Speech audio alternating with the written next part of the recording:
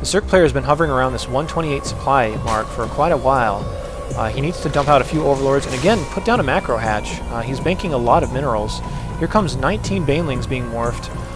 Right here you can see all their cocoons, but even if you're just spending those resources on more drones to get your gases saturated, like this natural does not have any saturation on the gas, which is why he's struggling so hard to keep his baneling production up.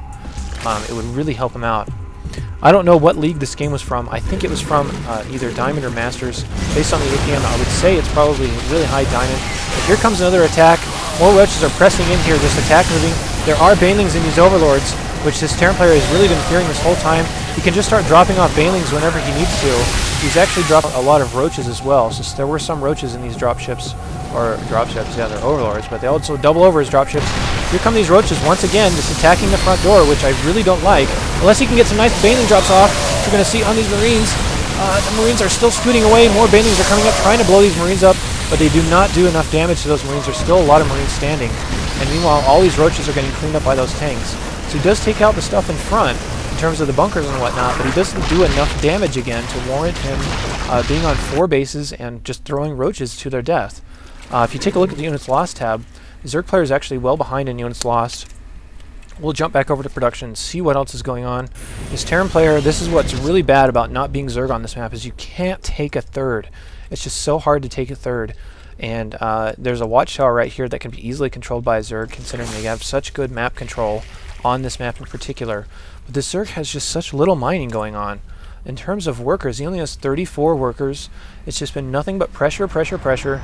Here comes another Terran push, trying to get his Marines and tanks established here. This is why I would really like to see those burrowed banelings, because if you had banelings burrowed right here, all those Marines would be dead. So a little bit of an avenue that you can take if you were playing Zerg and looking for nice, funny ways to get rid of big Terran armies all at once. Here come the Marines getting up here pretty aggressively. They're going to actually be eaten up by a lot of their own tanks fire, but he does load a whole bunch of them with medevacs. Roaches are pushing up in here and taking out the tanks really fast. This is the risk of picking up your Marines. It really leaves your tanks hanging out to dry.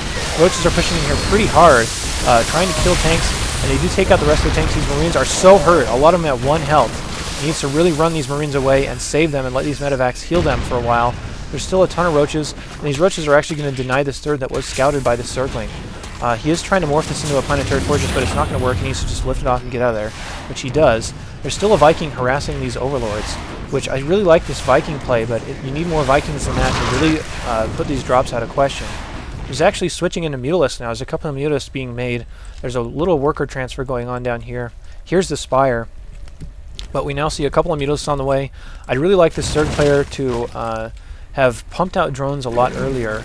And the burrow may have been revealed to this Terran player, as he did scan right there and saw some burrowed roaches. So this Terran player may be a little bit more wary of burrowed baneling play.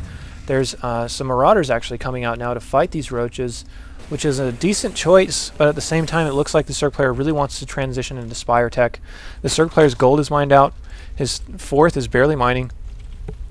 There's still not enough mining here at the natural, and the main is mined out. So the Zerg player's economy is really chugging along here. He's really able to get away with this because he's able to deny the Terran expansions. And again, here's the Overlord puking up creep in order to prevent this command center from landing over at this expansion. So you can see how annoying it really is to try to hold an extra base on this map if you're not Zerg. There's 3 more Mutalisks coming up. And quite frankly, this Terran's player's anti-air is nothing but Marines.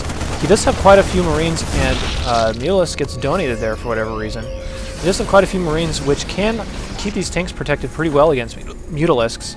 But if the Mutalisks get in here and start harassing this mineral line, they have so much dead space on this map where they can get away that will keep those Mutalisks alive for a long time. This Terran player has got to be getting frustrated at his inability to expand to a third. Zerg player is looking like he wants to pressure across the middle here. These Overlords get spotted by the scan, and there are some banelings and roaches loaded up into there. There's really good splitting here by this Terran player to not eat so much baneling fire if they do in fact get dropped on top of them or just rushed in. We do see more Marauders coming out, more Vikings coming out, a few more Marines, and the Terran player is still scanning all over the place to see if he can figure out where this drop is coming from, or rather where it's going. There's still no drone production for this Zerg player. This is a really... It's almost like it's too late to do this, but I mean, the Zerg player is on 4 bases, and he's actually behind in workers, which is, I mean, it's just so bad. You need to just stop at some point and say, you know what, I need to be cost efficient with my units. I need to bump up my economy, because look at this Terran player's force right now. If you're on even economy with a Terran player, you're in fact behind, but at the same time he may just be relying a little bit too much on his ability to deny thirds, which this Terran player actually hasn't been terribly aggressive about getting those back. If he used this Viking to come over here and kill this Overlord, he could have landed that third a little while ago, started throwing up missile turrets to prevent from Mutalisk attacks, and had a much better economy. But here comes the Terran player across the middle. It almost looks like there's something burrowed right there, but there's not. It's just a little spot in the map. It looks kind of strange. Roaches are pressing up here pretty hard. Oh my goodness! Wow! Huge Baneling drops on top of these Marines. That was an awesome Baneling drop, and I still don't feel like he killed enough Marines right there. Here's 4 more Banelings loaded into these Overlords, and down it goes. The Marines actually do a pretty good job of cleaning up the rest of that. But again, it leaves these tanks hanging out to dry, which can be easily cleaned up by Roaches. Roaches need to retreat now. We'll check the production tab and see what's going on. Whoops, wrong button. And there's 11 more Banelings on the way, in addition to a couple of Roaches and more Overlords. I can't stress enough how much this Zerg really needs a better economy right now. He is army trading pretty well with this Terran player.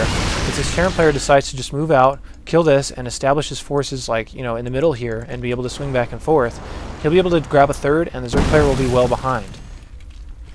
Roaches are healing up due to being burrowed. Here comes another tank and Marine force pressing up here. The Roaches push forward. There's more Overlords loaded with Banelings trying to come up on top of these Marines. The Marines are hanging out behind the tanks, and if he gets good drops off here, these Marines are going to go down, but no, they stim out of there and are able to survive. The Roaches are actually getting cleaned up pretty well, so Roaches are really falling fast. There's a couple of Overlords still filled with Banelings. Again, I don't know that this Overlord dropping Baneling strategy is really working out all that well. Up comes another drop, and it does drop Banelings right in the middle of these Marines, and holy cow, look at a whole bunch of Marines drop at the same time. So the Zerg player should just really rename himself to Random Acid Guy, because he is using nothing but acid attacks, which is Banelings and Roaches against his Terran player. But it looks like this the Zerg player is starting to crumble a little bit. Now there's a pretty large force of Marines in here. These Marines are 1-1, and they will clean up this Zerg lane pretty fast, along with this tank support. So the Zerg player's lack of extra expansions is really biting him. Here goes some Roaches trying to counter, trying to turn this a little bit of a base race, but this Terran player does not have any income right now, so this could get interesting to see exactly what unfolds here. These Roaches actually need to be a little bit more concerned about killing SCVs and putting them out of the game in particular. But he is trying to deny production, trying to make it so the Terran player cannot make anything else.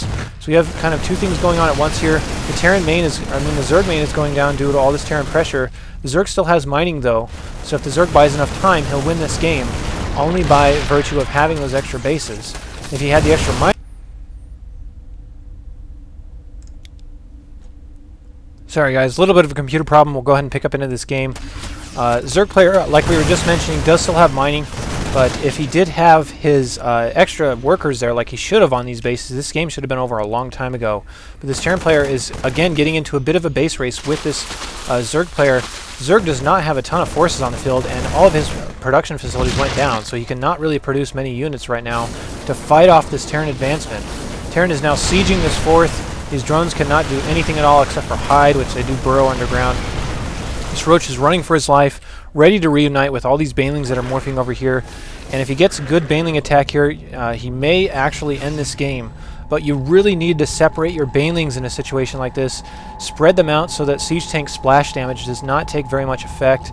Here comes the Terran player mobilizing to the gold. The Zerg player's got to see it coming. There's more drops on the way. The Siege Tanks do siege up and are ready to fire on whatever might come at them. The advancement of Roaches in this main has actually ceased. They're all rallying for this last little battle that's going to take place. Here come up the Roaches, trying to do some damage to these Marines. Here come the drops, which if they drop right on top of the Marines, is going to really change this game. This is so close. Here come more Banelings out. One Overlord drops, but there's still 4 more left, and the Terran player cleans it up. Oh no, the Zerg player had a great plan, but he is out. The Terran player wins by having a force on the field, even though he was completely mined out. I didn't particularly like the Baneling dropping strategy, because I believe Baneling movement speed is actually a little faster than Overlord speed off creep. So I don't know that he was really gaining a whole lot by having those banelings loaded up into the overlords, because it's more extra micro that he needs to pay attention to, whereas just running them in and swarming them would actually work a lot better.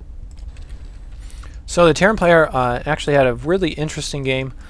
He started off by grabbing a whole bunch of drones here, which is, again, a huge tell to say that they're not expanding to where you normally think they would be. And the Zerg player kind of, I feel like, gave this game away because he did not have nearly enough drones to make his army work. I mean, he was on 4 bases and he had like 35 drones. It basically means that if you're mining gas from every expansion, which you can see him banking almost 3,000 gas, if you're mining gas from every expansion, that's 6, 12, which he was not actually mining from here, 18, 24 of those drones could potentially be just for mining gas. It means you only have 12 on minerals. That's in fact not what happened, but nevertheless, you can see how few drones it actually was for how many bases he had. You really want to get a huge round of drones out, maybe like 20 drones out at once, and then switch back into unit production mode, and he should have won this game. But I hope you guys enjoyed that. I'll be back for more casts soon. Stay tuned. I'll see you later.